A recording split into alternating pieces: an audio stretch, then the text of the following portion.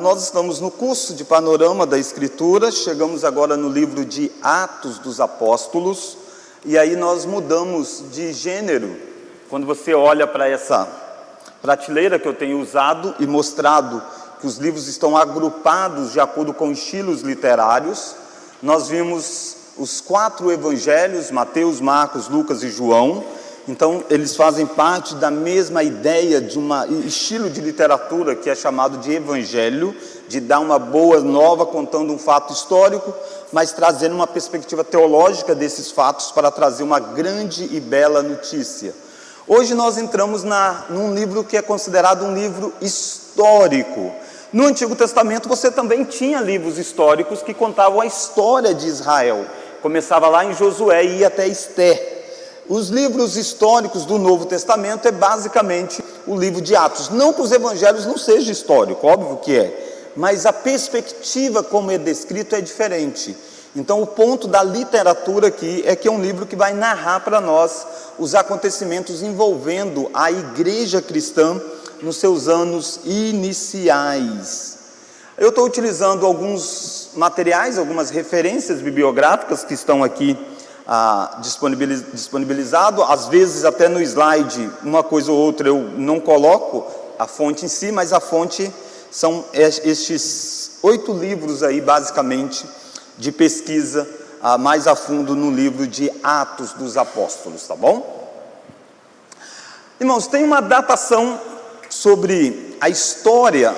Datas nunca é tão fácil de ser estabelecido, porque a gente falta alguns elementos para que possa ter plena certeza de todos os acontecimentos, né? Então você tem estudiosos que vão datar com uma pequena diferença uma coisa da outra, mas de modo geral existe uma linha mestre da datação. Aqui eu estou utilizando a datação feita pelo Kistemaker no seu livro. Então, por exemplo, só para a gente ter uma noção, né? A gente vai olhar o livro de Atos, vamos ver muitas coisas, para a gente ter uma noção da data em que esses episódios se dão. Por exemplo, Paulo provavelmente nasceu no ano 5 depois de Cristo, Pentecostes no ano 30, conversão, 5 depois de Cristo, não é 5 depois que Cristo morreu não, tá? Não é essa a ideia, né? A ideia de contagem depois que Cristo veio. Pentecostes no ano 30, conversão de Paulo no ano 35, a fuga para Damasco teria acontecido provavelmente no ano 37, a morte de Agripa no ano 44, a ajuda para os famintos de Jerusalém no ano 46, e aí você tem a primeira viagem missionária que vai do ano 46 ao ano 48. Depois você tem o chamado Concílio de Jerusalém, alguns datam aí em torno de 49, você tem a expulsão dos judeus no ano 49, lá de Roma, isso já é um fato mais histórico que possibilita articular as demais datações. Você tem Paulo fazendo a sua segunda viagem missionária, onde ele vai encontrar judeus que tinham sido dispersos na segunda e na terceira viagem missionária pelo mundo, porque havia tido uma perseguição em Roma e eles tinham sido espalhados, não apenas cristãos, mas judeus tinham sido espalhados neste período. Possivelmente Paulo esteve na Macedônia do ano 56 a 57, ele foi preso em 57 até 59, e aí você tem a viagem e o naufrágio no ano 59, no caso, a prisão domiciliar, finalzinho de Atos, lá em torno do ano 60 até o ano 62, a viagem para a Espanha teria acontecido possivelmente entre 63 a 67, e aí você tem a detenção de Paulo no ano 67 e a sua morte, ou 67 ou 68, durante aquela perseguição de Nero, que vem principalmente acusando os cristãos de terem colocado fogo em Roma. Então essa é uma pequena datação, como eu disse, é possível uma data para cá, uma data para lá, dependendo do estudioso que está analisando. Algumas dessas datas são fixas e a partir delas eles estabelecem as demais. Mas só para a gente ter uma noção, né, do todo aí que compõe esse primeiro século da era cristã.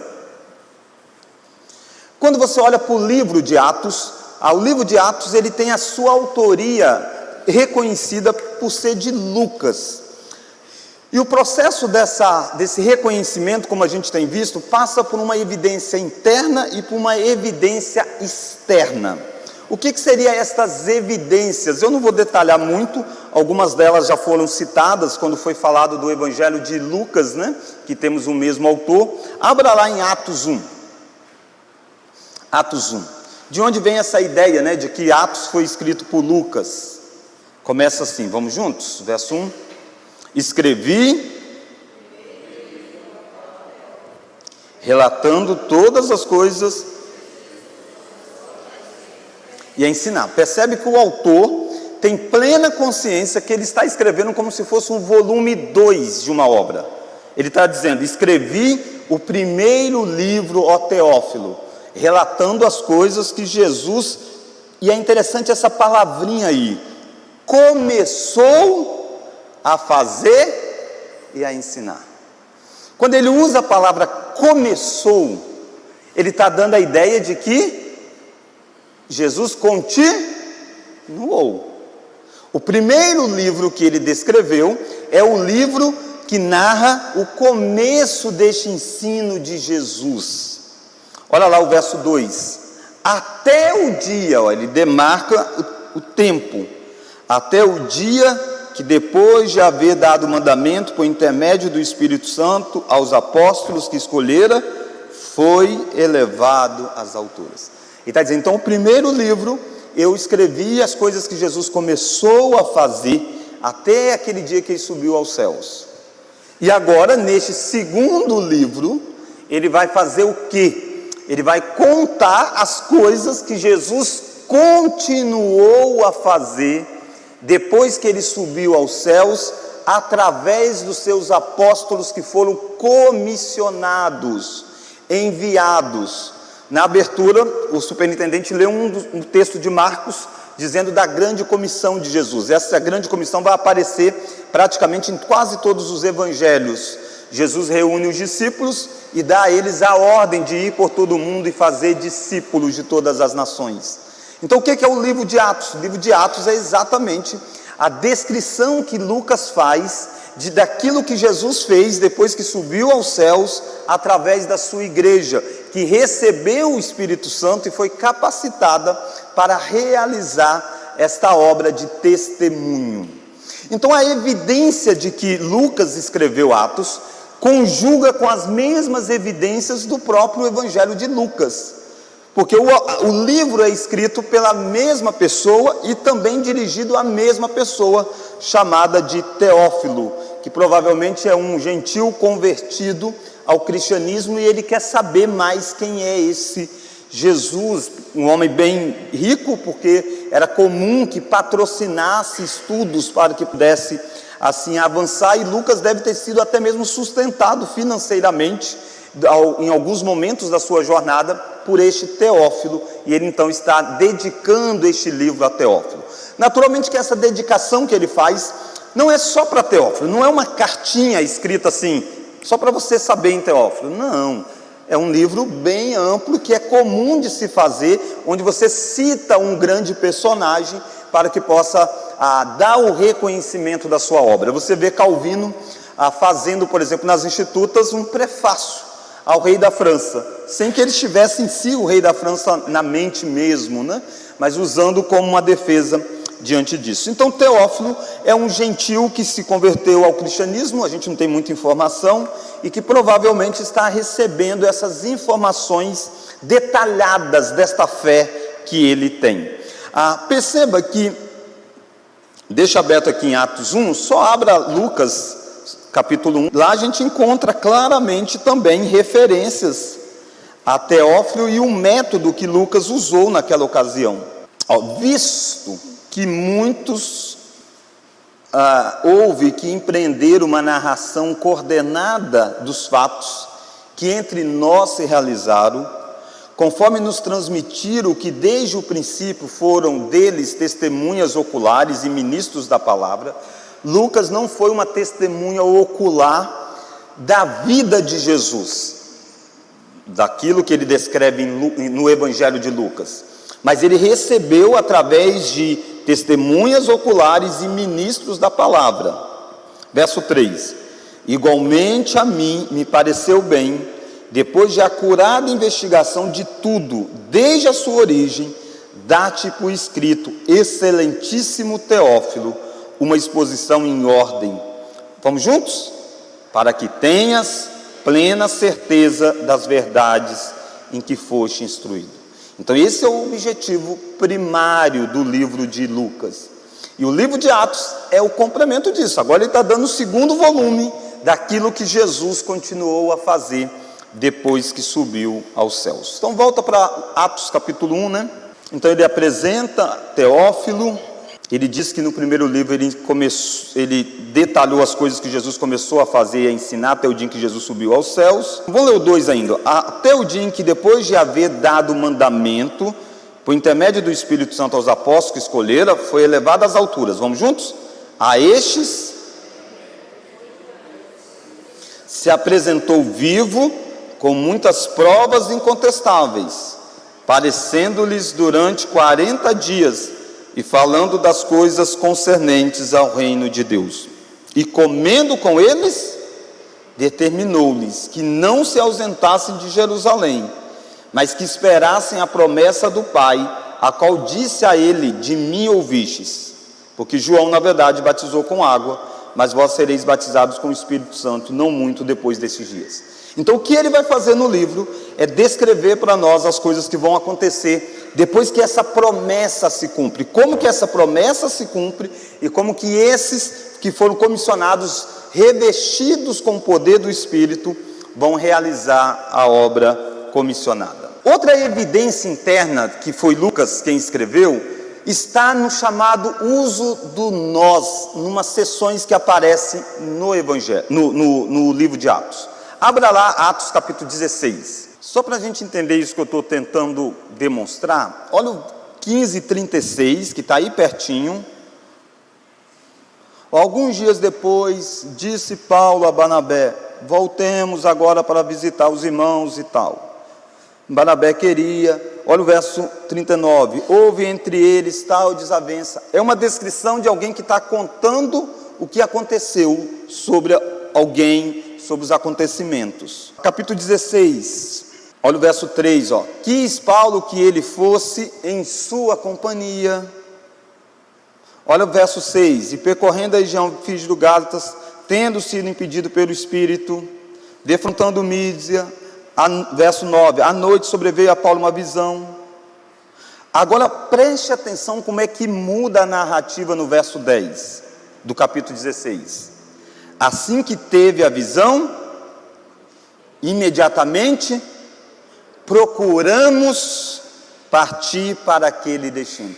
O que você viu aqui? Quem está narrando agora se torna um dos personagens. Partimos. Lucas entra na história. Essa é uma evidência de que é Lucas o autor. A primeira parte de Atos não, até o capítulo 16 ele está narrando coisas que ele não viu, não esteve junto, mas ele pesquisou, ficou sabendo, conversou. A partir do capítulo 16, nessas sessões aí descritas, você encontra o nós presente. Lucas se torna um participante desta jornada, e ele se torna também uma testemunha ocular disso que está acontecendo com o ministério de Paulo. Aí quando você compara esses lugares em que eles estão, quais são os companheiros de Paulo que estiveram com ele nestes lugares, a partir das cartas, você percebe que a conclusão óbvia é que Lucas seja este que está no meio deles narrando. Olha, por exemplo, verso 16, aconteceu que, indo nós para o lugar de oração, ou seja, o autor do livro foi também, ele não está dizendo indo eles, não, indo nós. Isso vai acontecer em várias partes, né? Como está aí descrito, a gente não vai olhar cada uma delas, mas deu para entender esse ponto, de que uma parte do livro, Lucas, é apenas alguém que narra sobre os acontecimentos, e a partir do capítulo 16, verso 10, Lucas se torna mais um a participar destes acontecimentos ao lado de Paulo. Nas evidências externas, lembra que a gente falou que duas formas de trabalhar a autoria de um livro é este? Primeiro olhando o que o próprio livro aponta, e depois olhando o que os primeiros leitores disseram sobre o livro. Então a história da igreja apresenta um homem chamado Irineu, que viveu aí no ano 130 a 202 aproximadamente depois de Cristo. Ele foi bispo de Lyon e em seu livro Contra as Heresias, ele discute a autoria do terceiro evangelho, rebatendo aqueles que porventura pudessem pensar o contrário, e declara que foi Lucas, o médico, companheiro de Paulo, quem escreveu. Você encontra também na lista dos livros chamados o Cânon Muratoriano, que foi aí possivelmente por volta do ano 170, você encontra também a declaração de que Lucas é o autor do Evangelho. E vários outros pais da igreja, como Clemente de Alexandria, Orígenes, Eusébio, também são categóricos em dizer que Lucas é o autor. Perceba então, você tem o testemunho da igreja e você tem evidências no próprio livro dessa autoria de Lucas. E a pergunta que normalmente surge é: quem foi Lucas, né? Novamente, vou só esbarrar, porque um pouco disso está na aula sobre Lucas, que foi ministrado, mas Lucas era um médico. Dá uma olhada lá em Colossenses capítulo 4, olha comigo o verso 14. Saúda-vos Lucas, um médico amado, e também Demas. Então Paulo mesmo chama de um médico amado. É interessante, a gente viu quando Mateus, vai descrever, Mateus é o único evangelista que fala lá de Jesus pagando um imposto em si, mandando lá pescar o peixe para pagar o imposto. Ele tinha sido um cobrador de imposto, Então, quanto que a particularidade da vida das pessoas foram também usadas por Deus na escrita do texto. Lucas também, você vai ver Lucas destacando alguns aspectos quando ele fala de doenças, porque ele é alguém que lida com isso, da área disso. Então, Lucas é considerado um médico e escreveu este texto para nós. Lucas também se tornou um dos grandes companheiros de Paulo durante a sua jornada, ao ponto de, quando Paulo está preso na sua última prisão, abra lá na segunda carta de Paulo a Timóteo, capítulo 4, olha o verso de número 11, vamos juntos? Somente Lucas está comigo, toma contigo Marcos. Percebe? E aqui Paulo está descrevendo um momento de muito abandono. Ele está preso já na última prisão, não é a mesma de Atos, é a prisão quando ele já está para ser morto, aquela próxima aí do ano 60, 64 possivelmente. Então ele escreve essas expressões aqui. Olha lá o verso de número 10, porque Demas, tendo amado o presente século, me abandonou. Lembra que em Colossenses ele cita Demas. Agora ele diz, Demas já me abandonou, amou o presente século e se foi. Aí, Crescente foi para a Galácia, Tito para a Dalmácia. Crescente e Tito, ele não está reprovando, tá? Eles estão indo por jornadas missionárias, é necessário. Demas não, Demas é porque amou o presente século. Mas a situação de Paulo era essa, verso 11, somente Lucas está comigo, companheiro de Paulo, até os dias finais do ministério de Paulo. E daí vem muitas informações, que Lucas teve de muitas coisas por causa de estar com Paulo. Possivelmente Lucas esteve também, por volta aí de 2 anos, enquanto Paulo esteve preso em Cesareia, ele teve a oportunidade de viajar pelaquela região aí e conhecer melhor aquelas histórias que ele descreve no Evangelho de Lucas. Então é possível que ele escreva o Evangelho de Lucas enquanto Paulo esteve preso em Cesareia. Aí ele então fica morando nessa região e faz essa sua pesquisa, quando ele teve a oportunidade de conversar com as testemunhas oculares que viveram na região de Cesareia. Qual que é a data, para essa escrita? A posição conservadora vai entender que a data tem que ser anterior ao ano 70, por alguns motivos, provavelmente até mesmo início da década de 60. Uma delas é que a forma como o livro de Atos termina. Como que Atos termina? Me lembra aí, vocês que já leram Atos. Oi? Não é na ilha não. Como é que o livro de Atos termina, gente? Como que o livro de Atos termina, povo? Paulo preso em Roma. Mas essa prisão dele é domiciliar. Ele está numa casa em Roma, com soldados vigiando. Não é aquela lá de Timóteo, em que ele já está sabendo da sua morte. Aí ele está aguardando o julgamento. Perceba, Paulo então, quando Atos termina, Paulo ainda não está morto. Se Paulo já tivesse sido morto, Lucas teria escrito, Ele não terminaria a história com Paulo preso, aguardando o julgamento. Outro fator, você tem Roma ainda não tão hostil aos cristãos. Roma vai julgar Paulo porque os judeus prenderam Paulo e Paulo apelou para Roma. Paulo disse: eu sou cidadão romano, preciso ser julgado em Roma, por autoridades romanas. E é isso, ele vai passando até chegar em Roma. Mas Roma está simplesmente lidando com Paulo como sendo alguém de dentro do judaísmo que deu uma confusão lá, e como ele é um cidadão romano, a gente precisa resolver essa demanda. E ele está preso, inclusive, dentro de uma casa com soldados, mas usufruindo de alguns benefícios que ele não vai ter depois que acontece o incêndio de Roma por Nero, onde a perseguição dos romanos se torna intensa sobre os cristãos. Então essa é mais uma evidência. E outro fato é que não houve a queda, né? Não houve a queda de Jerusalém ainda em Atos.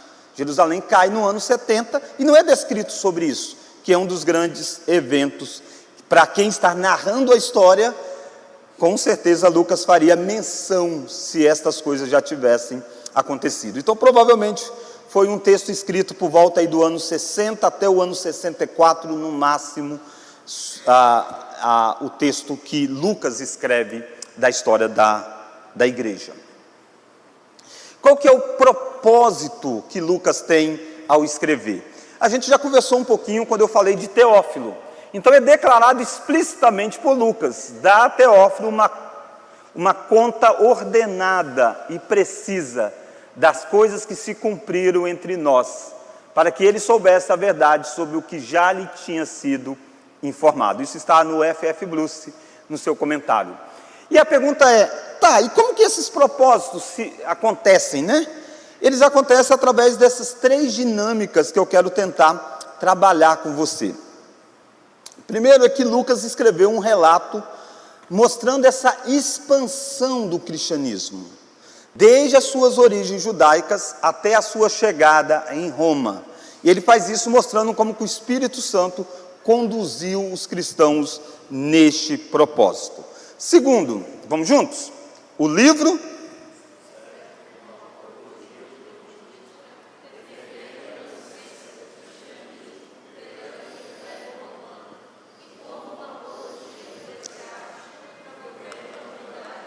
dentro da igreja. Daqui a pouco eu vou tentar detalhar essas coisas. Por quê? Porque você vai ver que a igreja, nas cartas de Paulo, sempre teve problema entre judeus e gentios. E em Atos você vê que esse problema deveria ter sido superado desde o concílio de Atos 15. Atos descreve para nós como que os dois grandes líderes, Pedro e Paulo, não eram conflitantes entre si. Eles eram exatamente coeso contra a entrada dos gentios no meio do povo de Deus. Então a divisão que se deu nas igrejas entre judeus e gentios não correspondia ao fato. Inclusive os liberais tentam acusar que Paulo e Pedro eram opostos e criaram dois cristianismos. Não é isso. Atos mostra exatamente a unidade que havia no colégio apostólico, entendendo que todos entendiam plenamente, depois de uma série de eventos, óbvio, mas entenderam perfeitamente que o evangelho deveria chegar a judeus e aos gentios. Então é uma apologética da defesa do cristianismo. E é uma apologética da defesa do cristianismo diante das autoridades, porque ele vai mostrar que o cristianismo não é um mal ao império, e a gente vai tentar demonstrar isso mais à frente. E por fim, o livro de Atos, vamos juntos? É uma obra teológica, que demonstra a continuidade do propósito salvífico de Deus na história e o alcance universal do Evangelho. Isso é importante para a gente entender bem que Atos, embora seja um livro histórico, narra fatos históricos, mas faz isso com objetivos teológicos. Ele quer ensinar uma grande verdade por detrás desses eventos. E a grande verdade lida como que a igreja deve alcançar gentios pelo poder do Espírito Santo. Perceba que o livro em si, chamado livro de Atos, né, ou Atos dos Apóstolos, como é dado hoje, esse título provavelmente não é original da obra, ele foi incluído posteriormente. Quando você tem aquelas citações de Irineu, por exemplo, eles dão outros nomes para a obra. Tertuliano chega a chamar de comentário de Lucas. Os Atos de Todos os Apóstolos, o Cânon Muratoriano. Por que é importante a gente lembrar disso? Porque não foi Lucas quem deu o nome Atos dos Apóstolos. Provavelmente esse livro circulou junto com o primeiro. E quando você separou no sentido de colocar os evangelhos, quais são os evangelhos? Mateus, Marcos, Lucas e João. Então você separa as duas obras, primeiro livro lá em Lucas, o segundo livro em Atos. E a palavra Atos dos Apóstolos não representa totalmente o livro. Quando você pensa em Atos dos Apóstolos, você pensaria o quê? Que seria um livro que descreveria tudo que os apóstolos fizeram. Mas não é isso. Quais são os apóstolos citados no livro de Atos, dos seus feitos? Pedro e Paulo. João aparece um pouquinho, mas sempre ao lado de Pedro, e Pedro fazendo as grandes coisas. Não é que os apóstolos não fizeram, eles fizeram muitas coisas, eles saíram espalhados pelo mundo, todos eles foram revestidos pelo poder do Espírito, todos eles fizeram diversas coisas, mas o livro vai concentrar sua narrativa nesses dois grandes personagens, Pedro e Paulo, porque o objetivo dele, na verdade, é mostrar como que esse versículo aqui vai se desenvolver no livro. Abra lá Atos 1, não precisa não estar projetado, ó. Atos 1:8. Este é o versículo chave do livro. Mas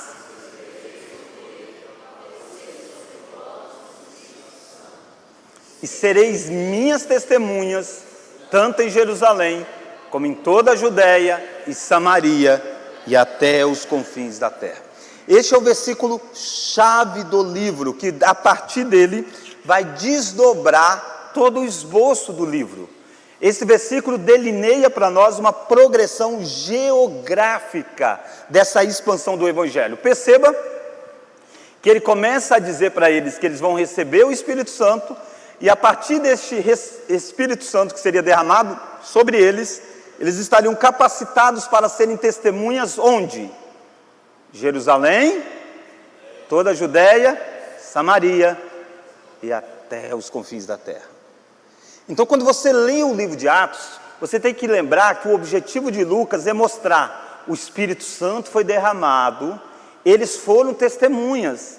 Olha eles sendo testemunhas em Jerusalém, agora veja eles sendo testemunha na Judéia, na Samaria, e agora veja eles sendo testemunhas nos confins da terra. Esse é o objetivo do livro, mostrar a igreja testemunhando essas coisas nessas regiões, conforme Jesus havia ordenado. Por isso a ideia das coisas que Jesus continuou a fazer depois que o Espírito foi derramado. Alguma dúvida até agora? Não? Então vamos tentar olhar para esses blocos. A primeira parte, uma introdução aí do livro, você tem o testemunho e o poder do Espírito. Eles só podem ser testemunhas depois que algo acontecer. Abre em Atos capítulo 1. Então Atos 1 e 2 mostra de onde vem o poder para aqueles crentes serem testemunhas. Atos 1, depois daquele prefácio dizendo sobre Teófilo, olha lá comigo o versículo de número 6. Então os que estavam reunidos lhe perguntaram: Senhor, será este o tempo em que restaurares o reino a Israel? Perceba que a pergunta dos discípulos pós-ressurreição de Jesus ainda é voltada para a nação de Israel. Eles estão perguntando: é agora que você vai restaurar o reino a Israel? Porque antes, todas as vezes que eles falaram de Jesus se tornar o rei, trazer o reino, Jesus dizia para eles: o meu reino não vem como vocês pensam, meu reino está dentro de vós.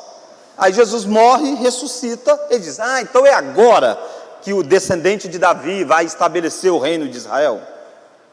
Aí Jesus mostra para eles que eles ainda estão pensando geograficamente localizados. Olha lá o versículo 7. Respondeu-lhes: não vos compete conhecer tempos ou épocas que o Pai reservou pela sua exclusiva autoridade. O dia da volta de Cristo é exclusividade de Deus, ninguém deve saber. Verso 8, mas recebereis poder ao descer sobre vós o Espírito Santo, e sereis minhas testemunhas de Jerusalém, Judéia, Samaria e até os confins da terra. Perceba que aquele versículo que você leu, quando você percebe o contexto em que ele foi falado, ele se torna ainda mais forte. É dado essa fala quando eles haviam dito: é agora que vai restaurar o reino a Israel. Aí Jesus disse: não, vocês vão receber o Espírito Santo e serão minhas testemunhas até os confins da terra. Geograficamente é muito mais do que vocês estão pensando. Não é local. É ir por todo mundo e fazer discípulo de todas as nações. Todas as nações. Os discípulos então ficam admirados com essas coisas. Ditas essas palavras, verso 9: foi Jesus elevado às alturas à vista deles, e uma nuvem encobriu os seus olhos. Então eles estão vendo Jesus subir aos céus. Olha o verso 10: estando eles com os olhos fixos no céu, enquanto Jesus subia, eis que 2 varões vestidos de branco se puseram ao lado deles e lhe disseram: vamos juntos? Varões galileus, por que estáis olhando para as alturas? Esse Jesus que dentre vós foi assunto aos céus, virá do modo como viste subir. E existe uma promessa de que ele volta, e volta da mesma forma. Ele sobe em corpo e alma para o céu e voltará em corpo e alma. Desde a encarnação ele é para todo sempre Deus homem. Isso que está sendo reafirmado a eles. Então, olha o verso 12, então voltaram para Jerusalém. Por que eles voltaram para Jerusalém? Porque Jesus havia dito: ficai em Jerusalém até que do alto sejais revestidos de poder. Então eles estão obedecendo, eles voltam para Jerusalém e estão aguardando o que vai se dar. Quando é que esse Espírito seria derramado sobre eles?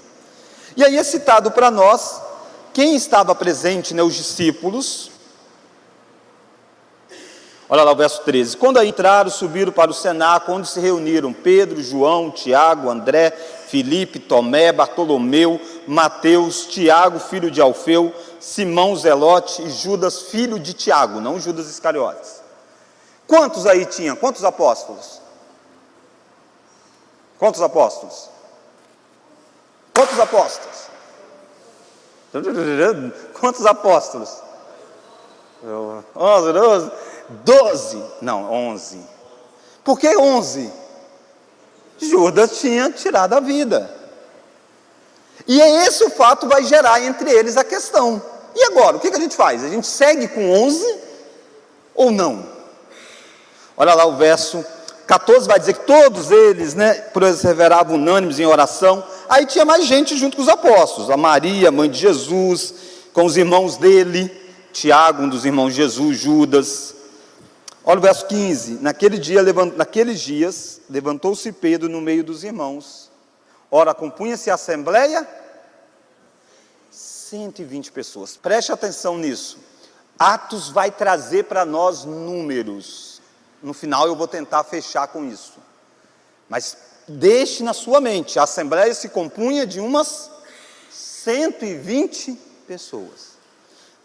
É aproximado o número, mas é isso que tinha nesse início, quando Jesus subiu aos céus.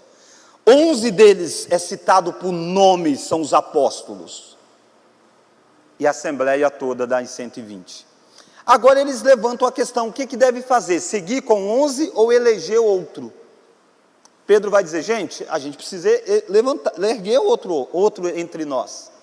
Por quê? E Pedro vai interpretar isso pela Escritura. Ele vai citar textos bíblicos e vai dizer: convinha que acontecesse isso, que o lugar dele fosse deserto e que outro assumisse a sua morada.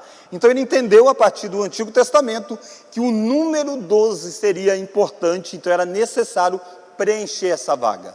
E aí eles vão escolher, dentre esta assembleia, alguém que possa se tornar apóstolo junto deles. Quando você olha para Atos capítulo 1, você vai ver todo esse processo se dando. Olha lá o verso 21.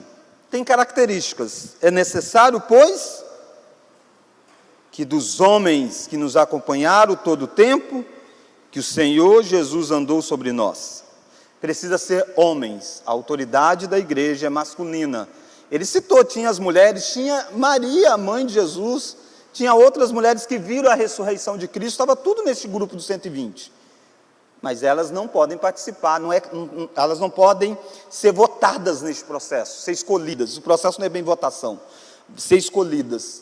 Tem que ser homem para compor esse quadro apostólico, porque a igreja foi dada aos homens. E lembra que Lucas é exatamente o autor gentílico, como foi visto no Evangelho de Lucas, ele faz menção de mulheres e tal, o único que faz várias menções de mulheres, mas ele sabe que a autoridade da igreja sempre foi designada a homens. Isso não é machismo, isso não é ser machista, isso é ser bíblico. O que nós não podemos é abrir para aspectos culturais mais do que a Escritura. Então continua o processo. Olha lá o verso de número 22. Além de ser homem, tem que ter acompanhado, verso 22, começando no batismo de João, até o dia em que dentre nós foi levado às alturas. Lembra que no decorrer do ministério de Jesus, vários aderiram. Ele está dizendo, esse que a gente tem que escolher tem que ser alguém que está desde o início do ministério de João. Ele viu lá os batismos, todos os eventos. E aí eles chegam a 2 nomes, verso 23, ó. Então propuseram 2, José chamado Barsabas, cognominado Justo, e Matias. Então tem 2 nomes que estão qualificados, verso 24. E orando disseram, tu, Senhor, que conheces o coração de todos, revela-nos qual destes 2 tem escolhido, para preencher a vaga neste ministério e apostolado, do qual Judas se transviou, indo para o seu próprio lugar. Eles lançam sorte, e a sorte cai sobre Matias, e Matias se torna então o apóstolo 12º desta jornada. O colégio apostólico está formado, e eles continuam em Jerusalém, e de repente vem do céu um vento impetuoso, um som como de um vento impetuoso, enche a casa, e eles recebem o Espírito Santo, que é Atos 2, olha lá Atos 2. Ao cumprir-se o dia de Pentecostes. O dia de Pentecostes dá 50 dias depois da Páscoa. Pós-morte, Jesus esteve com os discípulos 40 dias, andando aqui com eles, aparecendo, pós-morte e ressurreição. Possivelmente a gente está aí no intervalo de 10 dias de quando Jesus subiu aos céus. Eles estão lá aguardando, não sabem, de repente vem o Espírito sobre eles, e aqui você tem o cumprimento da profecia do derramar do Espírito Santo. Dentre várias coisas que vão acontecer, eles vão falar em línguas. E o que é essa língua? Óbvio que isso aqui daria uma aula, né, só sobre dom de língua, não é o nosso ponto. Eram idiomas. Se você olhar aí, você vai ver claramente que eram idiomas. Presbítero Farley. Provavelmente Urim Tumim. Lembra lá de Jonas? Jonas, no livro de Jonas? Quando Jonas está no peixe, ventre do peixe, e aí Jonas é o culpado, eles querem saber quem é o culpado, eles lançaram sorte, e caiu sobre Jonas. Essa era uma prática comum do judaísmo. Quando lançar sorte, não é lançar o acaso. Deus é quem direciona a sorte, guia a sorte deles. Tem o processo, talvez o Urim Tumim, que tinha as pedras que eram lançadas e tudo mais. E até mesmo, entre aspas, seria o cara e coroa nosso. Mas não é do acaso, o nosso é o acaso. Lá era guiado por Deus. E o que nós temos que lembrar sempre em Atos? Atos é um livro histórico de transição. Ele está descrevendo coisas. Aqui o Espírito ainda não tinha sido derramado. Quando você vê adiante de Atos 2, o Espírito derramado, eles não fazem mais essa consulta externa, como Deus vai fazer. Eles fazem eleições na igreja. Na hora de eleger presbíteros, ele não dizia, aí vocês lançam sorte para saber qual presbítero, porque é assim que a gente fez com o apóstolo. Não, ele diz, elejam entre vós. Quando eles vão eleger diáconos em Atos 6, mesma coisa. Escolham dentre vocês, homens tais, e aí elegeram fulano, Estevão, Filipe e tal. Por quê? Porque o Espírito já tinha sido derramado e agora eles têm consciência plena de fazer essa escolha. Mas esse é um método do Antigo Testamento, lançar sorte. Foi assim que descobriu que Jonas era o culpado. Quando eles foram fazer a escolha das terras, quando entraram em Canaã, eles lançaram sorte. Porque Canaã é gigante, qual tribo vai ficar onde? Lançaram sorte. Mas aí o salmista vai dizer que do Senhor procede toda a decisão, né?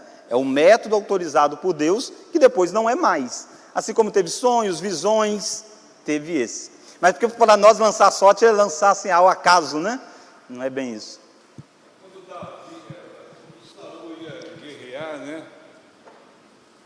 Quando Saul ia guerrear, ele consultava também Samuel, né, ou alguém lá, para saber se Deus estaria com ele, eles, né? ou não.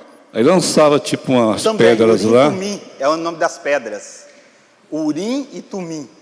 Eram as pedras, tipo uns dados, né? As pedras da época é chamado de Urim e Tumim. Então havia várias consultas nesse sentido, que não tem mais, né, no estabelecimento da igreja. Atos está fazendo exatamente essa transição. Ok. E é interessante que na sequência também fala que lançaram sortes, que podem ser essas pedras, e fala assim, né, vindo a sorte recair sobre Matias, sendo então votado o lugar com os 11 apóstolos. Então houve um processo e parece que há um momento de posicionamento e voto. Como fica, né, a interpretação melhor que a gente pode dar para essa sequência? Como presbítero, eu não entendi a pergunta. Porque depois fala de votado o lugar.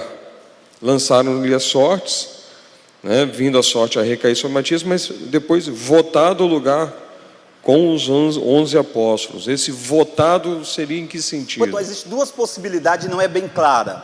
Uma é que eles saíram de onde eles estavam reunidos, para ir até o lugar onde tivesse o Urim e Tumim, lançaram a sorte e voltaram ao lugar físico.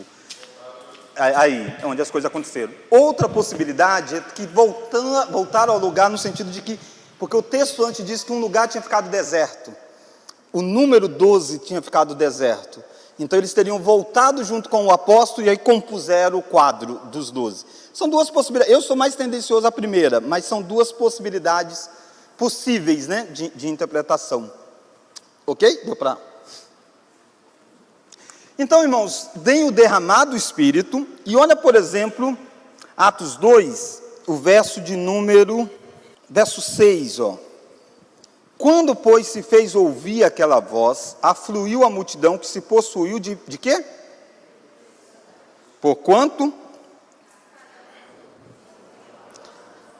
Na sua própria língua. E aí vai descrever as nações, ó. Olha o verso 9. Somos pardos, medos, elamitas, naturais da Mesopotâmia, Judéia, Capadócio, Ponto, Ásia, da Frígia, da Panfilha, várias regiões de judeus, são todos judeus, que estavam vivendo dispersos e iam a Jerusalém para as festas, Páscoa, Pentecostes, e de repente o Espírito cai e eles ouvem na própria língua materna deles. O que eles ouvem? Olha lá o verso de número 6. Desculpa, verso 7. Estavam, pois, atônitos, se admiravam, dizendo, vede, não são porventura galileus todos estes que aí estão falando? E como os ouvimos falar, cada um em nossa própria língua materna. Então não é língua enrolada, é idiomas. Olha o verso de número 12. Não, verso 11. Como os ouvimos falar em nossas próprias línguas? As grandezas de Deus. A admiração dessa multidão é dois aspectos. Uma é, eles são galileus e estão falando o nosso idioma. Como pode isso? Eles não estudaram, eles não se prepararam, eles são galileus. E de repente eles estão falando no nosso idioma. A segunda admiração, nós estamos ouvindo as grandezas de Deus. O conteúdo do que está sendo falado. Por quê?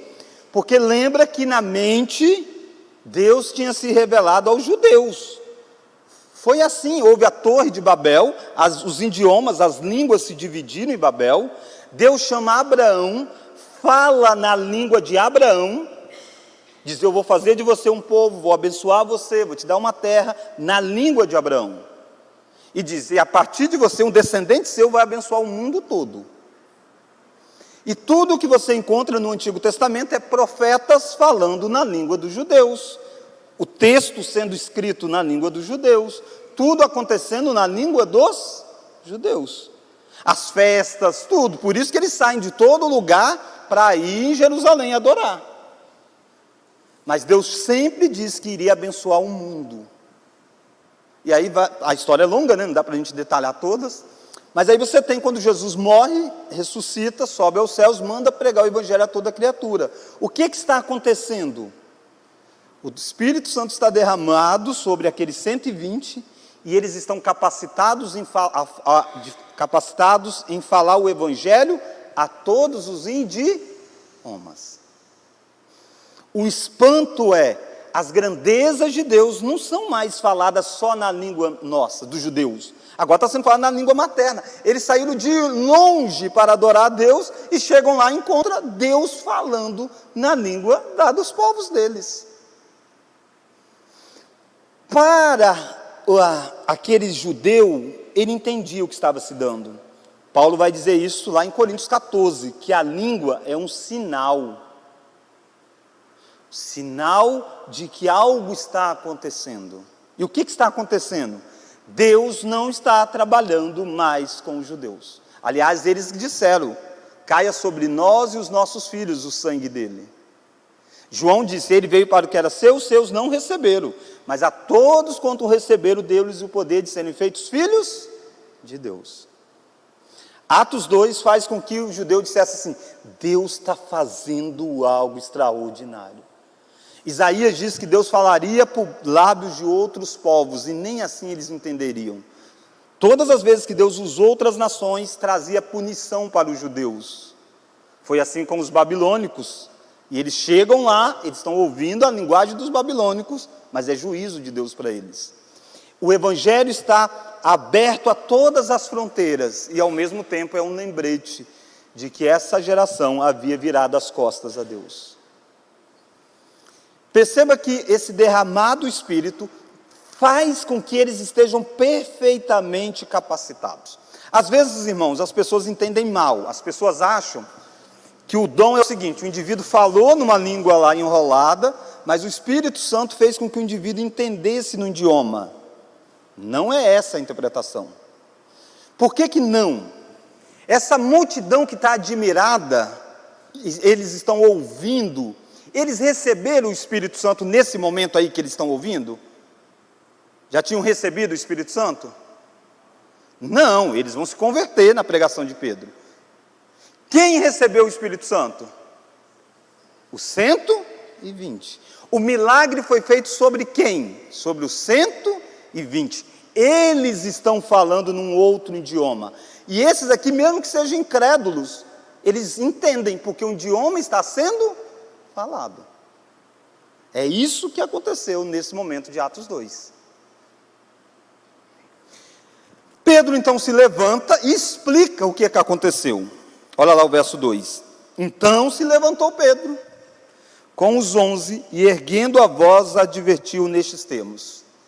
E aí ele vai advertir e fazer toda a explicação que é bela, é linda. Ele diz, o que está acontecendo é o que se cumpriu o profeta Joel. O Espírito Santo foi derramado. E olha que diferença. Até esse momento, esses homens eram amedrontados, covardes, meio ruim de entender. Jesus ressuscitado na frente deles, eles estão dizendo, e aí, vai restaurar o reino agora? Jesus sobe, eles estão lá olhando. O que vocês estão olhando, rapaz? Ele vai voltar e tal. Mudou tudo. Quando o Espírito foi derramado, Pedro se levanta e prega com audácia, desafiando, explicando, pegando textos bíblicos, conectando como nunca antes. Ele está revestido com o Espírito Santo. E ele está exatamente exortando eles. Ele chega a dizer, vós matastes, mas se arrependa e será salvo. E eles se arrependeram. E aqui você tem em Atos capítulo 2, lá no verso 37, a reação do povo. Ouvindo eles essas coisas, compungiram-lhes o coração e perguntaram a Pedro e aos demais apóstolos, que faremos, irmãos? E aí Pedro manda eles se arrependerem e seriam batizados, porque a promessa é para ele e para os novos, para os filhos, né? Para eles e para os filhos. Olha o verso 41. Então os que aceitaram a palavra foram batizados, vamos juntos? Havendo um acréscimo naquele dia de quase 3.000. Lembra, tinha quantas pessoas no início? 120. E Lucas diz, agora naquele sermão quase 3.000 se converteram. A Assembleia já tem aí 3.000 um pouquinho de membros. E aí Lucas vai dizer como que eles viviam. Como que eles viviam? Está lá em Atos 2, ó. Verso 42. Perseveravam na doutrina dos apóstolos, na comunhão do pão, nas orações. Na doutrina de quem? Dos apóstolos. Não é de se perseveravam na doutrina de Jesus, na doutrina dos apóstolos. Não que eles não estavam na doutrina de Jesus, óbvio que eles estavam, mas os apóstolos receberam o Espírito Santo. Os apóstolos agora são devidamente representantes de Jesus. Eles agora estão dizendo o que é que Jesus ensinou. Isso. Essa é a doutrina para que eles possam seguir. Ao ponto de dizer, perseveravam na doutrina dos apóstolos. Perceba a importância desse grupo dentro de Atos. Os apóstolos é um grupo especial dentro do livro de Atos. Por isso que eles vão fazer milagres, uma série de coisas. Ao ponto deles dizerem, nós perseveramos na doutrina deles, porque a doutrina deles é a doutrina de Cristo. Nós estamos edificados sobre o fundamento dos apóstolos, sendo Jesus a pedra angular. Porque eu e você não temos como acessar os ensinos de Cristo, se não for através dos apóstolos. Eles é quem testemunharam, eles é quem foram capacitados, e eles é quem escreveram. E a palavra que eles escreveram é palavra inspirada por Deus. Eles nos explicam o que Jesus fez. Como que eles fazem isso? Por causa de Atos 2. Antes de Atos 2, não tinha condição. Jesus mesmo disse para eles, em João, vocês receberão o Espírito Santo e ele vos fará lembrar de todas as coisas que vos tenho ordenado. Então esse derramado Espírito é fundamental. O testemunho e o poder do Espírito Santo. Só podiam sair depois que isso acontecesse. Jesus disse isso. Fiquem em Jerusalém, até que vocês recebam do alto poder para testemunhar. E aí o que você tem? De Atos 3 até Atos 7, eles testemunhando em Jerusalém. Você tem a cura do coxo, olha lá, Atos 3. Pedro tem que pregar no templo, explica as coisas para as pessoas.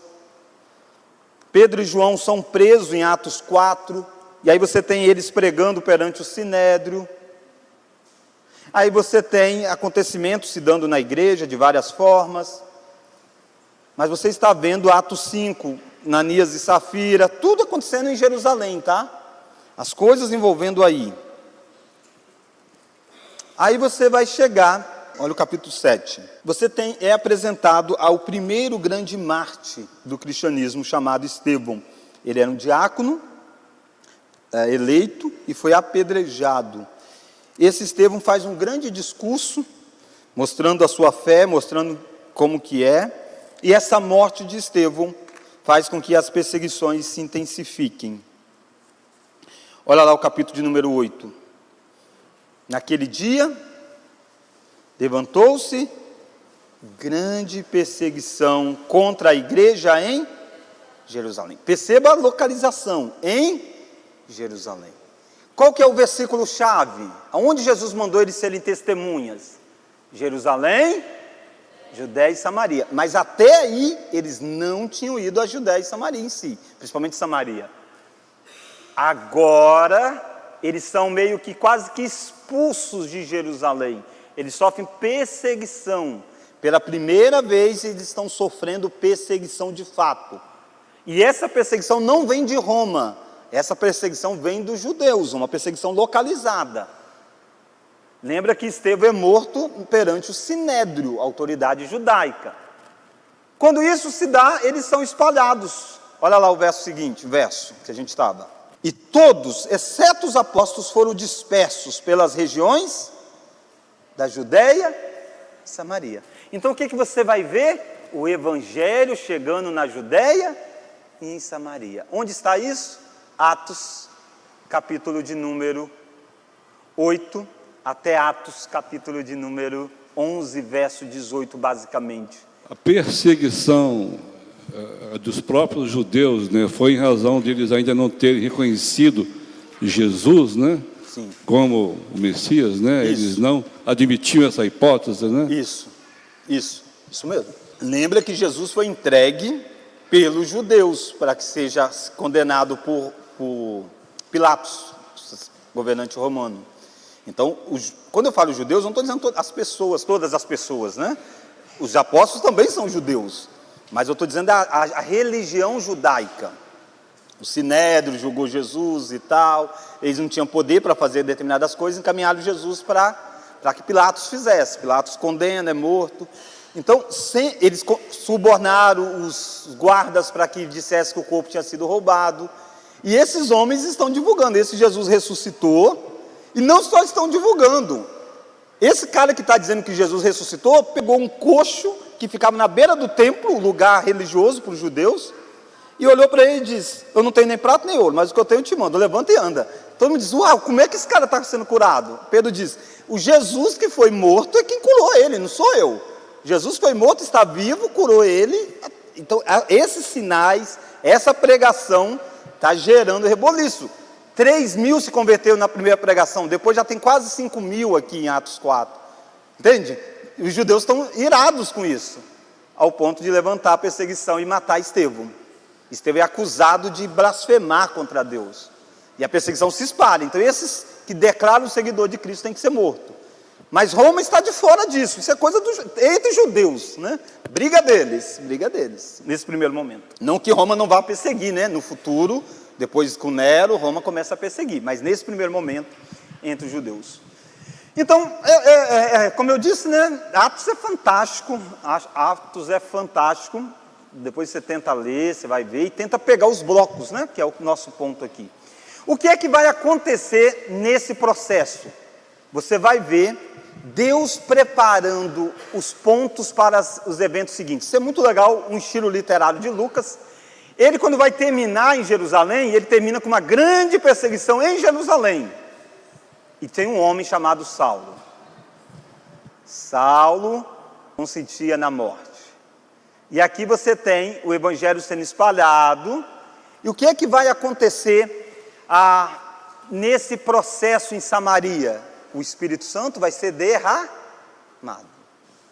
Lá em Samaria, o Espírito Santo é derramado para mostrar que a igreja é o mesmo. A igreja que caiu o Espírito em Jerusalém também vai cair sobre os crentes samaritanos. Lembra que os samaritanos não se davam com os judeus. Eram descendentes de judeus misturados e eles não se davam. E Deus está unindo essa igreja. E aí você tem então o testemunho aos confins da terra. Você tem aqui em Atos a conversão do primeiro gentil, que é Cornélio. Você tem a conversão do apóstolo dos gentios, que é Paulo.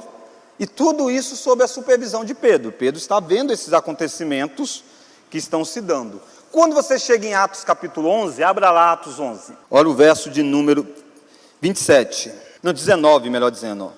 Então os que foram dispersos por causa da tribulação que sobreveio a Estevão, lembra aquela primeira perseguição?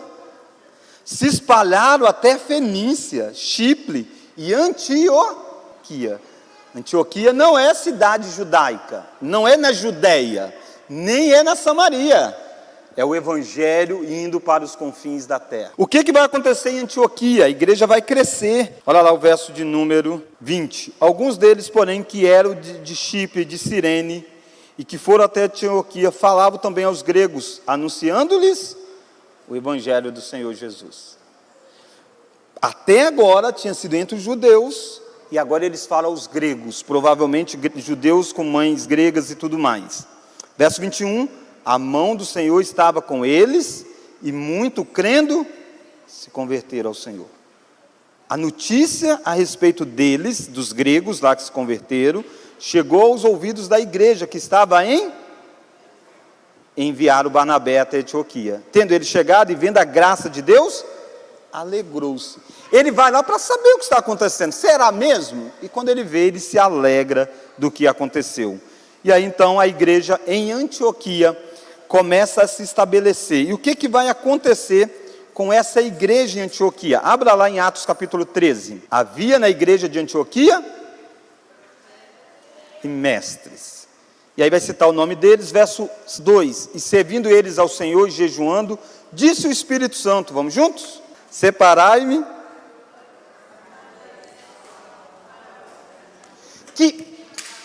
Que obra é essa que ele tinha chamado? Evangelizar onde? Os confins da terra. Quando Paulo se converteu, Deus falou com Paulo através de Ananias. Deus falou com Ananias primeiro. Este é para mim um instrumento escolhido para levar o meu evangelho diante reis, autoridades, perante os confins da terra, e muito importa mostrar que convém sofrer pelo meu nome. É isso que vai se dar. Todo o resto do livro de Atos é Paulo fazendo a sua viagem missionária. Primeira viagem, segunda viagem, terceira viagem missionária. Nesse intervalo entre a primeira e a segunda viagem, você tem o concílio em Atos 15, que vai debater o quê? Como pode gentios se converter? Eles precisam ser circuncidados? Não, não precisa. Então a igreja se reúne e debate, e a igreja vai avançando. Qual é o método missionário de Paulo? Chega numa cidade, prega o evangelho primeiro a judeus na sinagoga, rejeitado, ele passa a pregar aos gentios, a igreja cresce, tem gente reunida aí, ele sai e vai para outra cidade. Chega lá, prega o evangelho, a mesma história se dá e sai. Depois ele volta e começa, coloque presbítero, eleja diáconos, organize a igreja, vocês são autoridades da igreja, a vida continua, e Paulo é o missionário itinerante. E assim ele vai passar por várias jornadas, até o momento que ele é preso em Jerusalém. Da prisão em Jerusalém, Deus já tinha alertado ele antes, Deus tinha dito, olha, importa sofrer pelo meu nome. Você vai dar testemunha diante as grandes autoridades. E é por isso que Paulo vai usar um recurso da lei.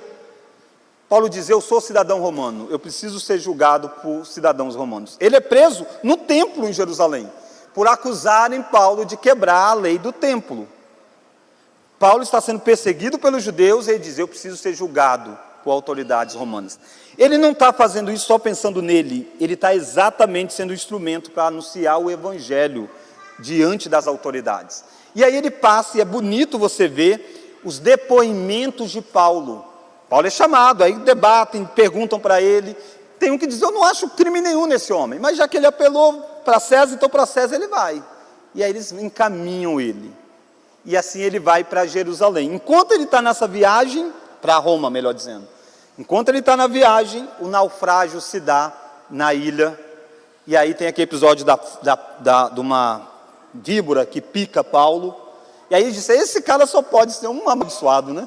Porque está preso, vem um naufrágio, o navio afunda, os caras são salvos, estão lá na ilha. Aí Paulo ora e não morre. E o cara diz, não, esse cara é um Deus. Não é nenhuma coisa nem outra, né? E só é o pregador. E ele chega em Atos. E Atos termina de um jeito que para mim e para você parece frustrante. Paulo está preso pregando o evangelho. Aí você diz, por que Lucas não esperou um pouquinho para dizer, e aí, ele foi liberto ou não foi, né? Ele apelou para César, qual que é o julgamento? É porque eu e você não entendemos o propósito do livro. Qual que é o propósito do livro? Pregar o evangelho na Jerusalém, Judeia, Samaria, até os confins da terra. Onde o evangelho está sendo pregado? Em Roma, na capital do império. É um final apoteótico mesmo. O evangelho chegou no centro da capital do mundo da época. Nesse processo, ele está preso, mas o evangelho está livre. Preso, ele está pregando. E daí ele vai escrever cartas. Inclusive, ele vai dizer na carta aos Filipenses, os da casa de César vos saúdam. Então, o Atos termina bonito, belo, no lugar certo, mostrando que o evangelho chegou na capital do mundo e nada é capaz de impedir o evangelho. As pessoas são capazes de impedir o ser humano, mas não de impedir o evangelho. Até na prisão, o evangelho avança. Mata Paulo, o evangelho avança. Não tem como impedir isso. Daí, olha que detalhezinho, só para a gente terminar, a descrição de números, ó. Atos 2,47, quase 3.000 pessoas. Atos 2,47, aqui é 42, tá?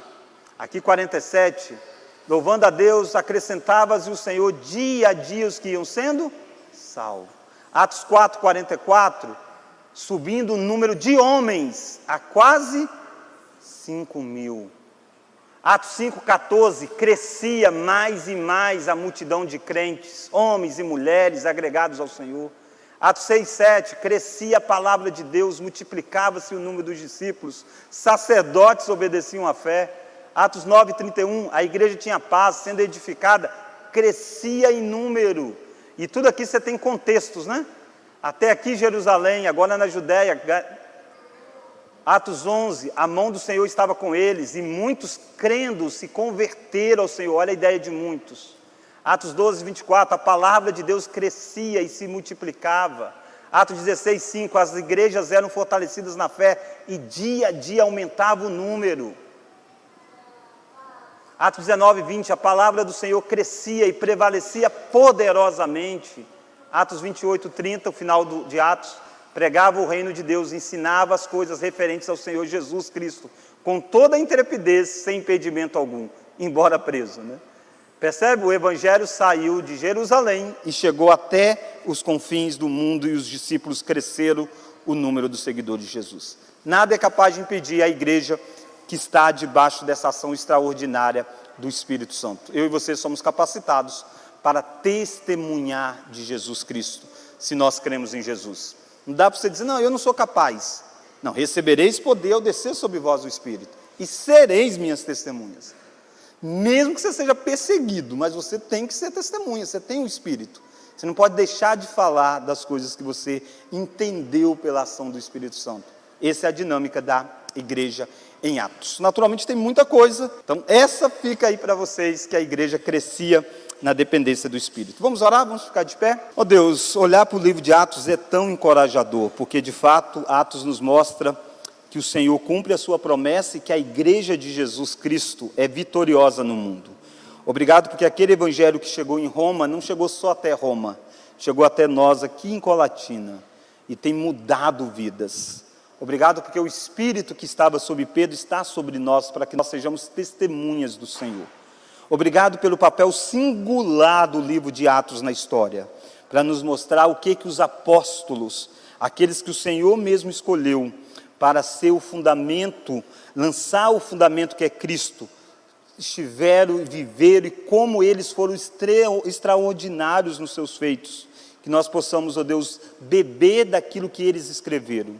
Obrigado porque os apóstolos são de fato testemunhas para nós do Cristo ressurreto, e nós cremos nisso.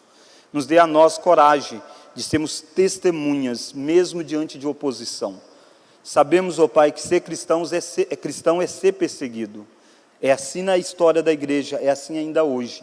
Tira de nós toda a covardia e nos dê coragem de anunciar o Cristo ressurreto. Obrigado porque a igreja é formada por ricos, pobres, judeus, gentios, samaritanos. Obrigado porque a igreja de Jesus é unida na obra de Cristo. Louvamos o teu nome por isso. No nome de Jesus que nós oramos. Amém.